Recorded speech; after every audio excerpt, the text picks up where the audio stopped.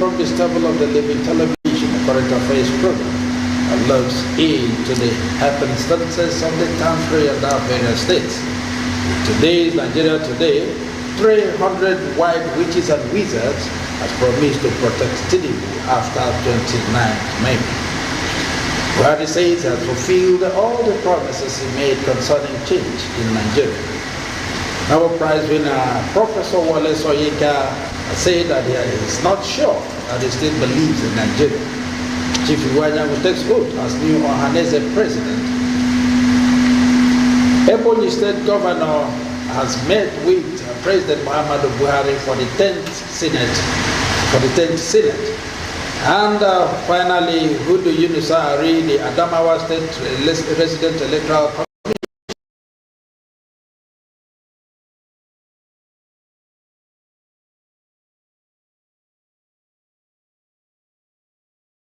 Commissioner has been arrested. These are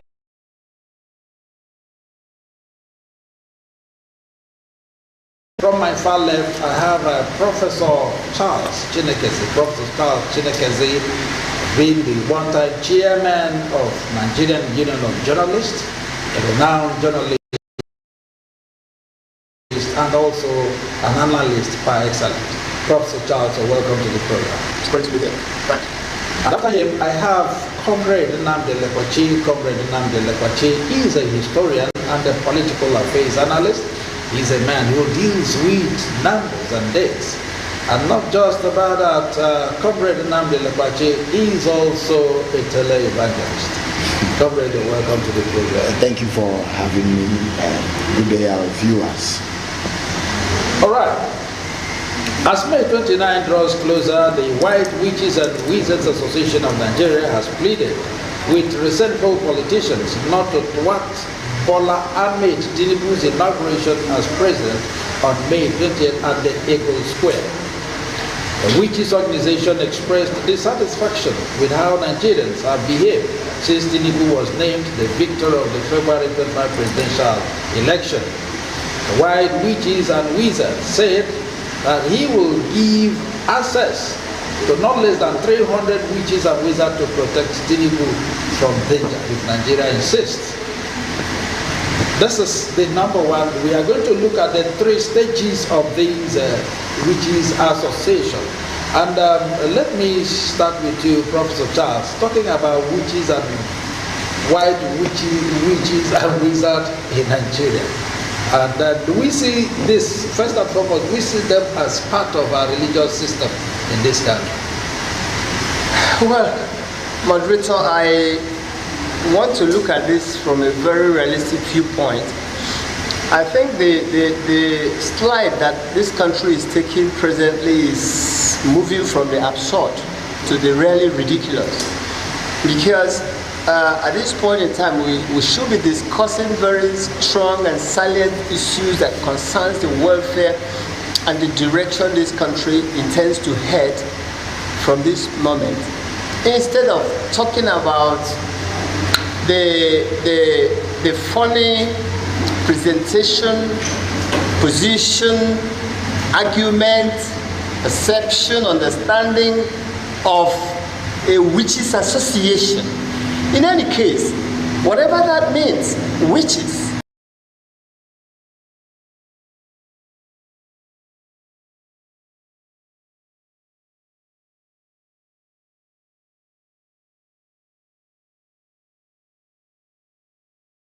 Wizards. I don't know whether then I expect all Nigerians to now look at how far they have been taken for a ride and how deeply they've been taken into the pit. Otherwise, white witches, black witches, wizards, whatever that means, I think I am embarrassed to hear this because Nigeria has crossed this. It shows that some people actually do not want this country to have a start. Because we are talking about virtually 70 years of political and economic independence. We're talking about the level of damage the country sustained over time. And now we're talking about inaugurating a new government out of a new election that took place but that election has too many issues undiscussed yet, and maybe it's very untidy. The situation is really untidy. Nigeria is at a cliffhanger, and if we misplay the show now, then the rest will be history, and the world will have some funny stories to tell for another century. All right, comrade. Yeah. You know, the way they appear, this is that I think in Nigeria, you remember when this same organization had their meeting in Soka. Yes, you remember that. And then from all indications, it looks as if this is a legal entity in this country. Yeah. So now with what they have said, they are pleading with Nigerians, especially the central politicians, to allow Tinubu'S inauguration on 29th May. Yes, that is a reiteration. They were trying to reiterate what they have said before. They are trying to restate what they have stated before. Yesterday they pleaded with Nigerians to pray. Yes. Today they are being more decisive now. They are decisive. They are taking action. They are saying they are going to protect Tinubu. I do not know whether they mean to protect him by air or land or howsoever. But there is one thing funny about it all, and that also has to do with the open-ended nature of the Nigerian Constitution, inability to clearly capture something. The Nigerian Constitution section 10 says that Nigeria shall be a secular state. Yeah. Nigeria shall not have official religion. Unfortunately, the same constitution in section 274 through section 279 said Sharia law shall exist, and then Sharia court for the purpose of what Islamic administrations shall do what exist. That is the same constitution. Now the same constitution also again, I think is in chapter 4, entrenches the right to freedom of worship and other rights. And to an extent, that's why some experts believe what we have is a piece of corrigendum called constitution. That's a piece of contradictions. You understand? Welded together, put together, or coupled together by whoever may, just by the military then, issued through a decree. Now you see, when the constitution also said that a person to be the president shall not belong to secret society, it did not in any schedule, because the schedule of the constitution captures the items of the constitution. It did not go back to schedule to list secret societies, where we will now say this is where this particular group actually falls within. So that lacuna or that inability to capture things properly is the benefit or what any association, any religious group leverage, including now listen, including religious secret societies, which the constitution actually frowned at, secret society, but did not actually express. So these persons coming now, they are perhaps, who knows, they are also enjoying their right to freedom of worship and assembly and even of expression of opinion. But like Prof did say, you see, Nigeria has been ridiculed as being a spectacular, or let me say, the theater of the absurd. I do not know where this actually leaves us. I do not know whether ipso facto Tinubu is also a believer in the doctrine of this group, or whether these are just persons seeking relevance or to be involved or to be carried along in the scheme of things. All right. But whatever it is, they have expressed their opinion. Yes, if you're talking about the way since the inception of this country, we've had several president-elects, even before now.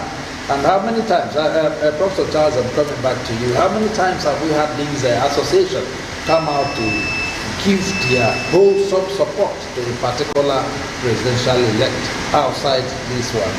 Well, you see, the emergence of the body of witches in Nigeria or in Africa or in this subcontinent, now for Tinubu particularly, in parentheses, shows that the election of Mr.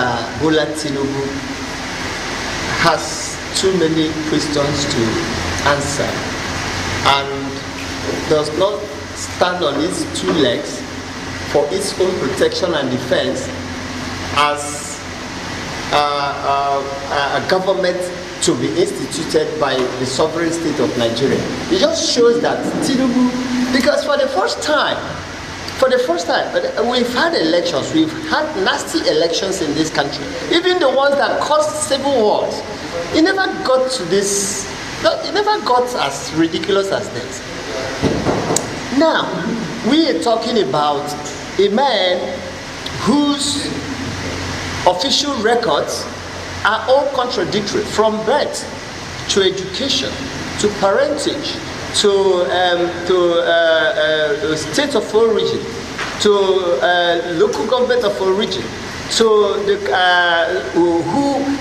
everything about this man. Now this man is holding a certificate belonging to a lady issued by a university that is still in existence. This man. I wouldn't want us to go into details about so why are these switches now realizing for the first time that it is now left for them to save Nigeria? It is beginning to bewilder. I am in bewilderment. I can't get this because they are confusing us further. Maybe they are buying time to see how they can cause a ruse to be able to swear in Mr. Tinubu so that this country can now fly into the sea. Well, a lot of Nigerians are saying maybe he may be a member of the organization. He can be. Maybe he hasn't told us he's a witch or a wizard. But if he is, no problem. There are so many people who are. He has that right. There is also something to it, an element to it. You see, words and semantics are very careful in the construct. Of course. We actually put that. That was why I was having problem with people who said they were impeaching the Speaker of the 7th Assembly in United States for lack of insensitivity. That was the English. Now you see, yes, you see, I am bewitched by this. in a very huge sense. But one thing funny about it, the charade, or one thing about it is that Nigeria is so hypocritical. You say you are a secular state, you enthrone your secularism in Section 10 of your constitution, but we go to Independence Days, or let me say national days, you begin the day with a prayer from a chaplain, or a prelate, or a bishop, then you end with a prayer from an imam. Then you ask yourself, what about traditional worshippers? Where are they? So we tend to exclude them. I would have been happier if I had heard that the traditional worshippers or the traditional council or traditional or anything to call making the case for Tinubu. But if you say witches and wizards, I do not know. I'm not here to condemn, nor to actually assert. But it has to do with that same lacuna in the constitution, inability to capture things. If the Nigerian state had actually said witches and wizard, or let me say, even if we call someone a wizard, it means they are experts. But if we had actually said this organization or this system or this practice, it should be included or subsumed into what we meant in the constitution when we say secret society.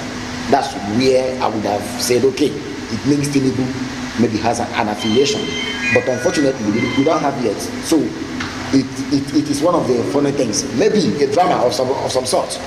Well, a lot of Nigerians said the white witches and wizards organization are a religious sect. Well, I wouldn't know about that because we don't doubt them. I don't doubt them. As a journalist and a theologian, I have not seen that branch of religion. Yes, I know that they are also incorporated in our system. In our maybe laws. the new constitution amendment. Everything about our documentation as a nation is very untidy. Yes. And that is why Nigerian elites and the political elite and the Nigerian intellectual class have always insisted that we have to reform this country and rework our constitution. Exactly. Because that document is the only single item that holds all of us together. And it is sacrosanct, but we have continued to prevaricate, run around it, dodge around it, play and lie around it. Now look at the kind of things that are cropping up, making the place still very unwieldy. All right, because of our time, let us take a little shift from that. President Muhammadu Buhari says he has fulfilled all promises of change he made to Nigerians during this campaign.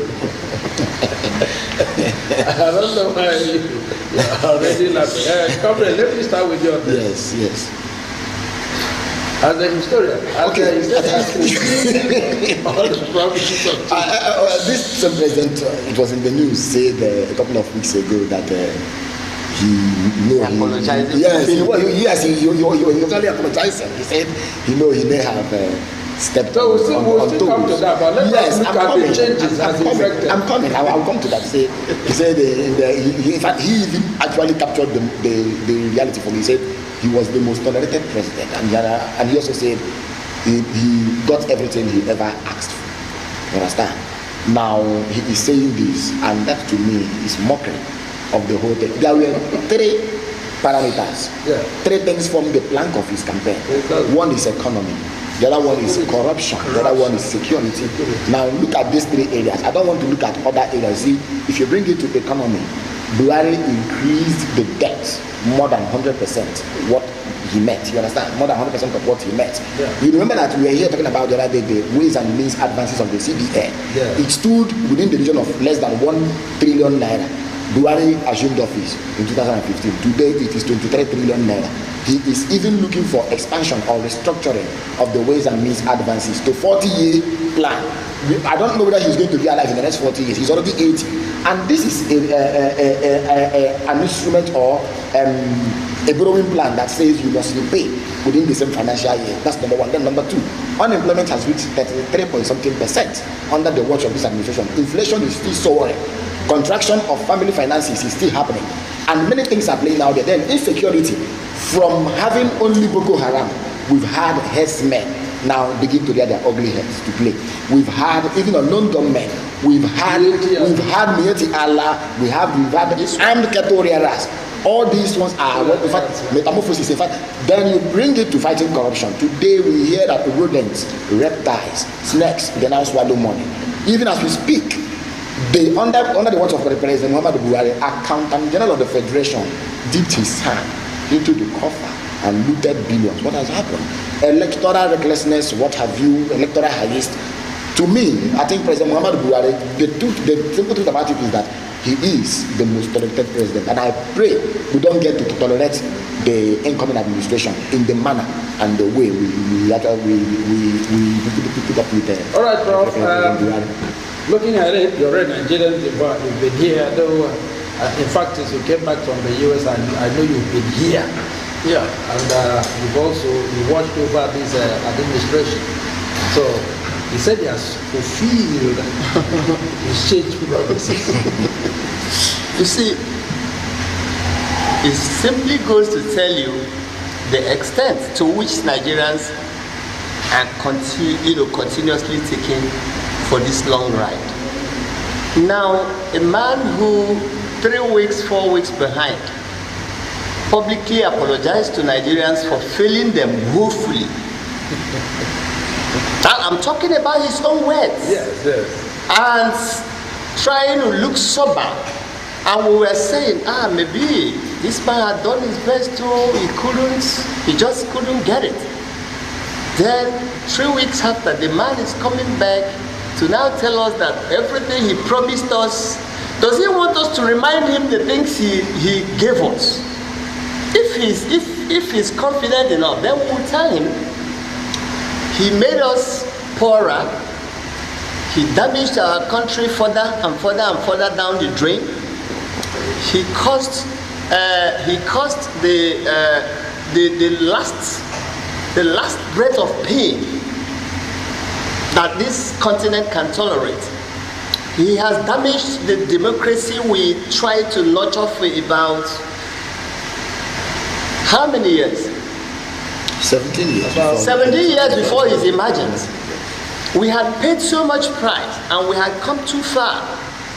And Muhammadu Buhari has taken us back by another 60 years. And that is absurd, and that is really painful. I don't think most of us won't live to come out of this. That is the truth. And Buhari knows it. All his lieutenants know about this. All observers around the world can identify this on their own. Buhari finally made an arrangement to want to hand Nigeria over to a globally declared drug baron.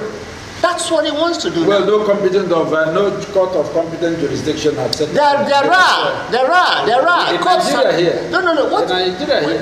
The issue is not about Nigeria. We're talking about the world. The records are there. The records of his education in America is there. The records of his living in America is there.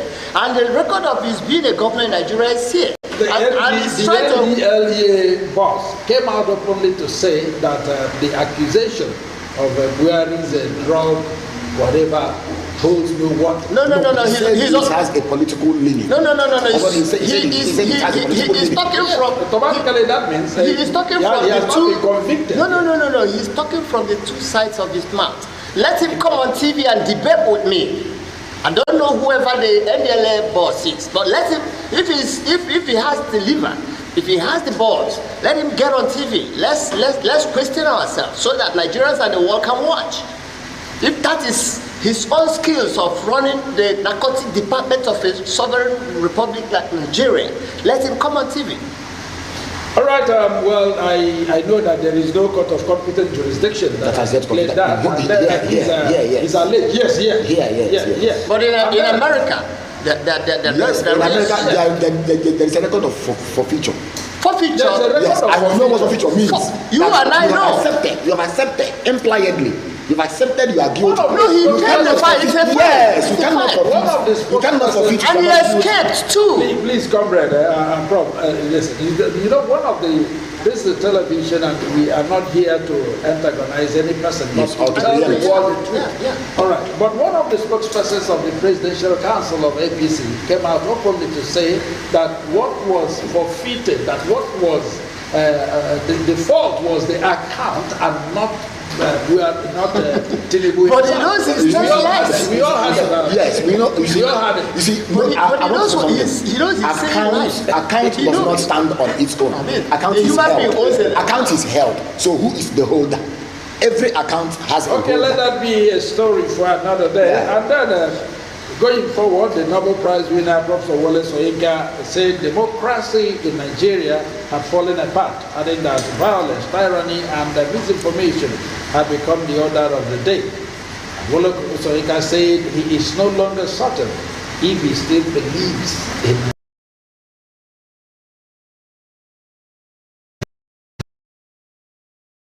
Nigeria today.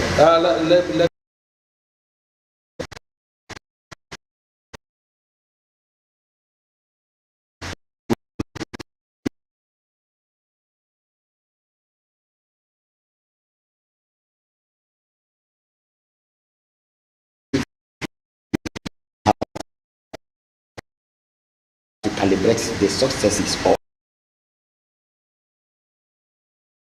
the NBS said 133 million Nigerians are multidimensionally poor. Now, minus 88 million from 133, you have about 45 million. It means Buhari created additional 45 million persons. And when you begin to study alone the cashless policy, the people cashless policy through the businesses it threw under, that went under, as a result of this, you will see that more persons are, in fact, new release say 2 million persons are now hungry. Now, how can you believe in a system that is structured that way? So what Wole Soyinka is saying is something people, even fellow writers like Achebe, had actually expressed. They have been saying it. Other scholars have said it before. So why is it even taking him this long to say it? I want you to compare what he said, compare it with what he said concerning the obedience. Yes. And the fascism. Now he's living in the system. And I said yesterday or a few days ago that I do not understand the fascism Wole Soyinka was talking about when he mentioned obedience as being fascist. He used the word incipient fascist or incipient fascism, but to me that is neither here nor there, and I will explain. Fascism glorifies war. The mode of economy fascism adopts is what you call corporatism, where you incorporate everything for the state, and it does not accept capitalism. Peter Obi is a capitalist in a Labour Party, talking about what socialist ideals. You understand? What favor the poor, how to bring them, and how to mobilize the working class or the productive forces to efficiency. That is not what Wole Soyinka tried to capture when he said fascism. Now, He is the same person saying this. The question should be, is this system, does it deserve resentment? Does it deserve anger? Does it deserve rejection? So if things were working well under Muhammad Buhari, and he seemed to be working hand in glove with Buhari, as he does, will people be expressing anger towards the emergence of Tinubu in the way they are doing? So why is the federal government wasting too much money to buy legitimacy for Bola Ahmed Tinubu, including like Muhammad going abroad to gather the same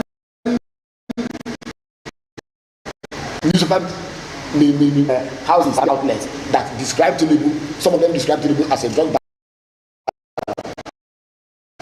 and as a political fixer. And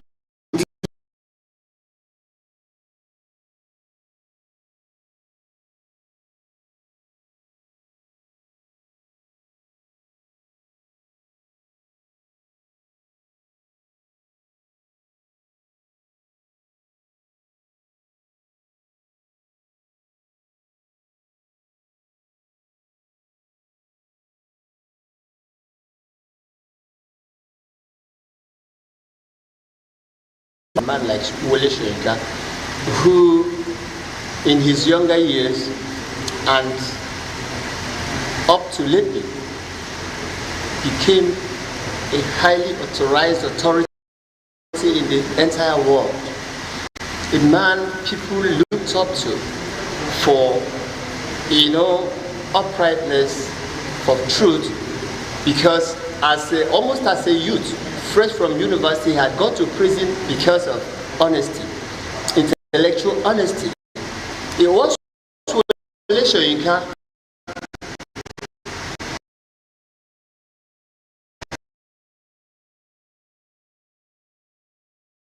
the only person area from Western Anglo acts of this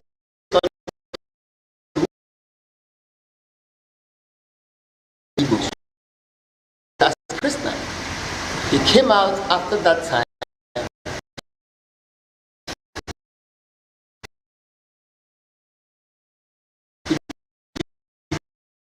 He became a moral authority, and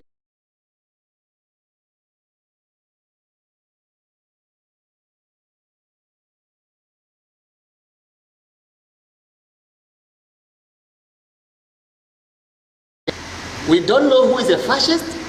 It is himself who knows. And now Tinubu and his ilks are now the model that Soyinka is trying to repackage and to resell to the world. It tells you that this country has come virtually to an end.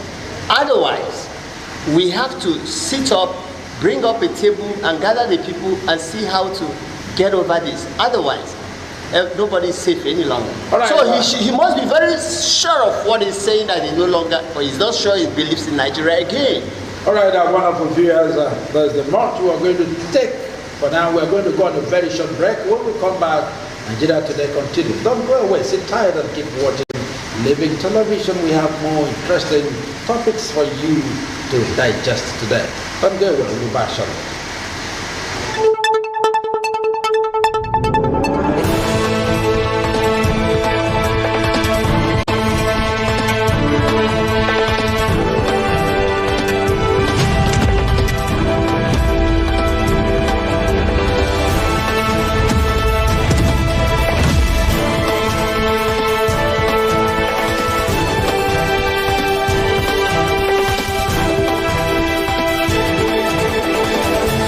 Allow me to enjoy myself. Allow me, Have you heard that Living Television, the latest satellite station on SatView channel, is received all over Nigeria and Africa? You can watch Living Television on every free-to-air HD decoder, including Strong HD and CSAT HD. Why keep paying for monthly subscriptions when you can have fun for free? With Living Television, you can watch lots of wrestling, football, documentaries, and Nigerian films, including discussions and debates on current Nigeria issues. Watch free live matches on La Liga Spain, Serie A, Italy, unbundled Liga, German League 1 and French matches on over 80 premium channels. Wow! You can also sponsor your programs such as live church services and crusades, political rallies, burial and wedding ceremonies, promotional interviews, announcements, advertisements, documentaries and commercials. We are situated at number 1 Judges Street off Ikorebane Road, Aba, Abia State. For further enquiries, call 0805 367 3900. Signed, Management. I love you.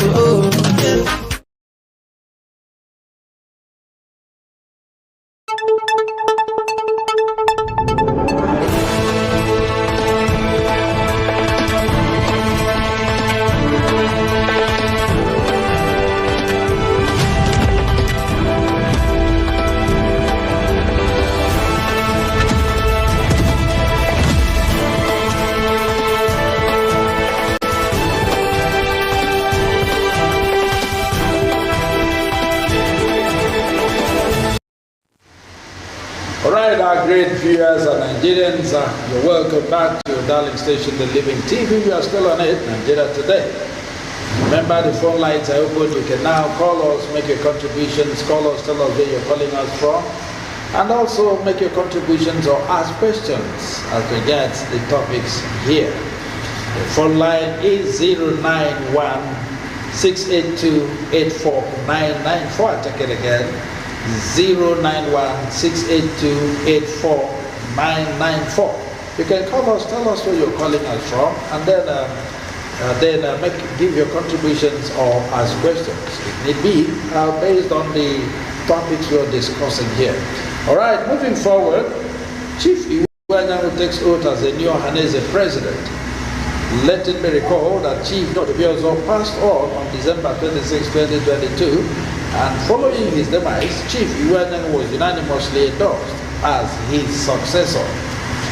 The 80-year-old Iwanyanwu was sworn in on Sunday, and considering the alleged marginalization and hatred of the Igbos and the flagrant disobedience to the rule of law by the executive, what do we expect from Iwanyanwu's leadership in Nigeria? I will want to start with you, Comrade. We've heard a lot about Ohanese and Igbo, and they've been accused in so many quarters of not sitting up and not doing what they are supposed to do. Yes. And today we have Iwanyanwu as the president of Ohanese and Igbo. What are our expectations? Okay, there is no need to even beat about the bush or to begin to prevaricate. The Igbo currently, beginning from 2015, when Buhari professed his 97% versus 5% agenda, the Igbo had automatically been isolated, insulated, and then excluded from the scheme of things. There is that exclusionary policy, sometimes undeclared, sometimes declared. When undeclared, you see it in appointments, in the matter of appointment, that the appointments made, barring the ministerial appointment, which the Constitution is specifically clear about, that each state shall have at least one minister. Whereas the Muhammad Buhari still had 42 ministers, but I don't want to give you the structure or the reflection of the 42 or the 43 ministers he had, which region benefited more. If you look at Daura alone, where he's coming from, by virtue of his being a president, Daura is having military establishment. Daura is having many things attracted to only Daura. Then, away from that, you now ask yourself, what can the Southeast generally say they benefited from President Muhammad Buhari in terms of goodwill? Nothing. It was here in this country that a leading elder, they let what was that his name again, went and pleaded with Buhari to release Nnamdi Kanu. Buhari said, yes, the foremost, in fact, a first public minister. Yeah. Now Buhari accepted that he will allow the courts to do their work. The court had actually pronounced a judgment, handed down a landmark judgment. Buhari, the same Buhari, went against it. I can begin to tell you about other things, other policies, even the pronouncement of a dot in a circle What is expected of this Ohanese Igbo is to know how to engage, know the instrumentality of engaging. And that engagement must start from the local, from us here. You don't build from the outside. The Ohanese should be building from here. We've had Ohanese whose youth don't even adhere to or heed their advice. So when Ohanese talks, it should be like in fact, the entire Igbo talking. And I'm happy it is someone like Iwanyawo. All these governors of today cannot play with such a character like they did with other or with the past, because they all know that when we all know him to be a wealthy man in the 60s, 70s, in the 70s, 80s, 90s. So the thing learner formula is to begin to build the broken confidence, to bring about how to harmonize and carry everybody along. You see, the Ohanese Igbo itself replaced a group no one remembers, Igbo State Union, ISU. And Igbo State Union were able to, beyond the politics, do social works. They gave scholarships. They built my alma mater, Igbo National High School here in Aba. It was built. So the Ohanese we are looking at now should transcend only politics, carry everybody along. Look at how to, it's a big shame that even when the government at the center excludes us, build railway, we can't on our own do those things. We are at a state like Lagos and University are talking about such things. So I think the Ohanese under him should look at the aspiration and the yearning of the Igbo. Where is our position? And then look for how to project from the home, build from the home, and try to reposition the Igbos. Thank you. All right. Prof, talking about the Ohanese and Igbo, recently, immediately after the presidential election, one of the secretary of Ohanese and Igbo went on his way to congratulate Buhari without other members of the Ohanese and Igbo. So with Iweanawo emergence as the current president of Ohanese and Igbo, how are we sure of this unity that we've been talking about? Well, you see, Chief, as you deal with that, I will also want you to remember this coinage in Igbo parlance that Igbo is. Yeah. Let me start by saying that Chief Emmanuel Iwanyawo, the chartered engineer, industrialist, businessman who happened to come from this part of Nigeria and has been out there in the 70s moving a whole lot of activities and has gathered so much political clout over time around Nigeria. He's a highly respected man in this country. Iwanyawo might not be too highly respected in Igbo land, but Iwanyawo is too highly respected in Nigeria. And because of that leverage, we, his brothers and sisters, we understand the magnitude of his capacity. And now that he has emerged by omission, commission, accident, design, concept, precept, whatever method, he managed to emerge at this crucial point of our development and our history as the leader of the Igbo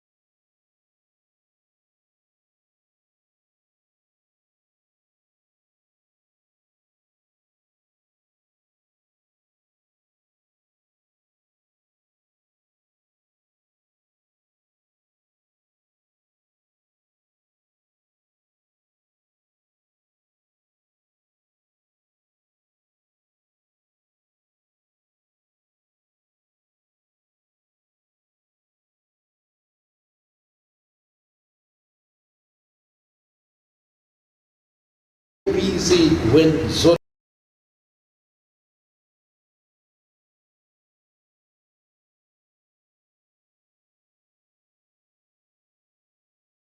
the principal officers.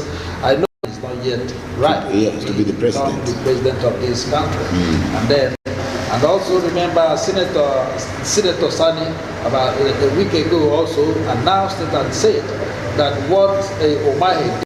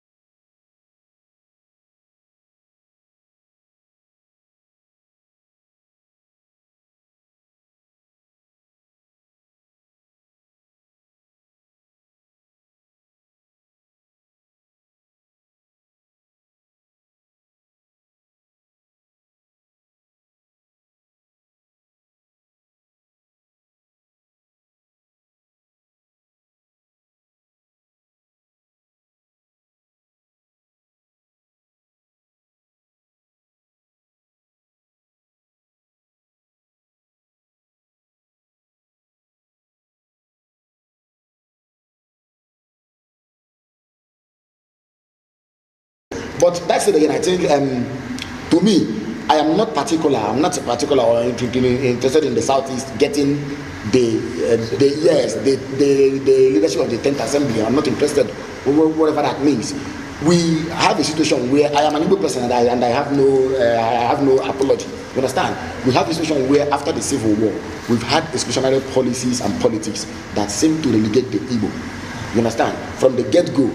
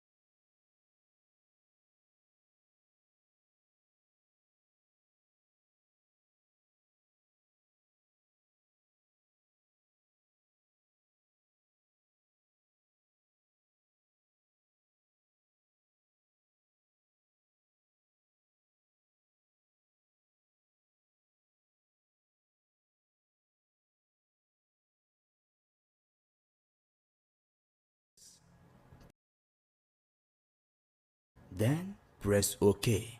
Then press Exit. Go back and select Living TV as your favorite channel. Happy viewing. Allow me to enjoy myself. Allow me, oh. Allow me to enjoy myself. Allow me, oh. Dear esteemed viewers, to view Living TV on Nicomsat, please follow these procedures. Press the menu button on your remote control. Select Installation.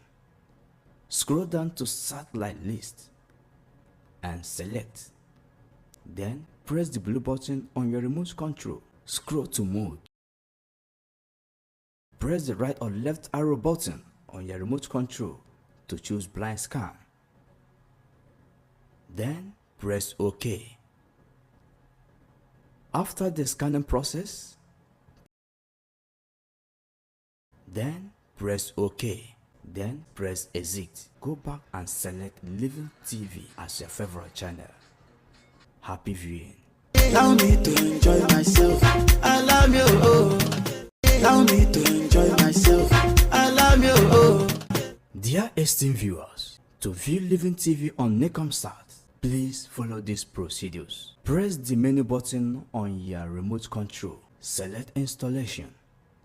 Scroll down to Satellite List and select. Then press the blue button on your remote control. Scroll to Mode. Press the right or left arrow button on your remote control to choose Blind Scan. Then press OK. After the scanning process, then press OK. Then press Exit. Go back and select Living TV as your favorite channel. Happy viewing. Allow me to enjoy myself. Allow me, oh. Allow me to enjoy myself. Allow me, oh. Dear esteemed viewers, to view Living TV on Nicomsat, please follow these procedures. Press the menu button on your remote control. Select Installation. Scroll down to Satellite List and select. Then press the blue button on your remote control. Scroll to Mode. Press the right or left arrow button on your remote control to choose Blind Scan. Then press OK. After the scanning process, then press OK. Then press Exit. Go back and select Living TV as your favorite channel. Happy viewing. Allow me to enjoy myself. Allow me, oh. Allow me to enjoy myself. Allow me, oh. Dear esteemed viewers, to view Living TV on Nicomsat, please follow these procedures. Press the menu button on your remote control. Select Installation. Scroll down to Satellite List and select. Then press the blue button on your remote control. Scroll to Mode. Press the right or left arrow button. How can... Knock off that thing! That was what happened. Because they had seen the trend. They saw what was happening. But incidentally, when these things were all posted through various methods, those things are still there as we speak. Because nobody can erase them. Nigeria is not Silicon Valley. All right, Prof. Because of our time, let us just take this one last one, and so that we'll call it a quit. And then Barrister Hudu Yunusa Ari, the Adamawa State Resident Commissioner of the APC, winner of the Guba elections during the recently concluded supplementary has been arrested. Says he has no regrets declaring Nani as the winner of that election. Yes, he has no regrets. Let's just be brief with that. Yes. Remember, they said that because the collections were not completed yet. Yes. Then compare it with what happened. You see, we should be talking about. You see. I think to an extent, what happened in Adamawa State was a microcosm of what happened at the national in Nigeria. That's it. It was a microcosm of what happened at the national level. Microcosm in the sense that we saw before our face. In fact, daring us, we saw daring us. To me, I have not even found the right word to capture it. But something has to be said. The Adam Awarek, Ari, is a barrister, he's a lawyer. That's number one. Then number two, he knows the position of the law concerning his action. He was not supposed to be the person. In fact, he's not supposed to be the person to announce and declare someone winner. Now see what he did. He didn't just announce the result. What INEC should have done is to announce the result and then subsequently declare a winner. He didn't announce any result. He declared someone a winner. I don't know if you understand what I'm saying. Because if you are to pronounce a winner, you say candidate A scored this, candidate B scored that. Yeah. And based on whatever answer, I do hereby, I, the returning officer, whatever so called, do hereby declare that candidate A, having secured our poll so and so number of votes, is declared winner, and he went there. And at the time when out of the 20, he preempted the. No, that is impunity. He preempted. That's the impunity. He preempted not INEC. He preempted the. He is someone appointed by the president of this country to act like a chairman at state level. Nothing concerns him with election. There is a place they stay. I've just forgotten the name of that place. During election, they stay there like a situation room and get reports and fillers. You understand? From their workers. He didn't stay there. He went to a place where he was not supposed to be on that day, on that moment, at that right there, on that hour, and pronounced someone. He didn't mention results. I'm not saying results. I said he declared someone a winner without results. And escaped. And we are telling me that he has just been caught yesterday. Where was he within the intervening period, within the intervening days and weeks? It should be a shameful thing. So within the period he was hiding, he said he's going to give up, he's going to report. It should be a shameful thing to the security apparatus. In fact, so he's not reporting just when he was doing that, the police commissioner and the state commandant, Nigerian security and yes, including the DSS and everybody. They were all with him. What was he talking about? And they were not supposed to be providing him any security. They were supposed to be with the RO, the returning officer. So what he did was a notion of illegality. But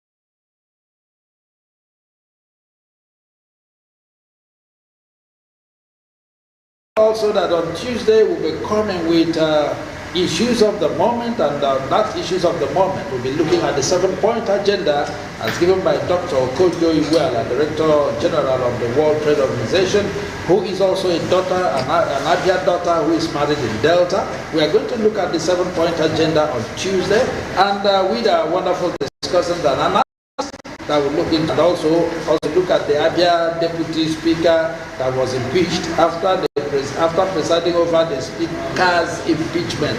That's George, and the letter was impeached. We are going to look at all these things on Tuesday, and then keep watching. Keep it with us, and make sure you don't go away. From my far left today is Professor Charles Tinubu'S. Prof, thank you for being part of today's program. Thank you very much, moderator.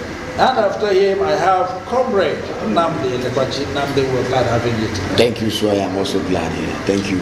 And this is your command, Chinedu. Keep it with us on Tuesday. But before that, keep watching our programs of living. You should remember your programs today and tomorrow. Bye-bye for now.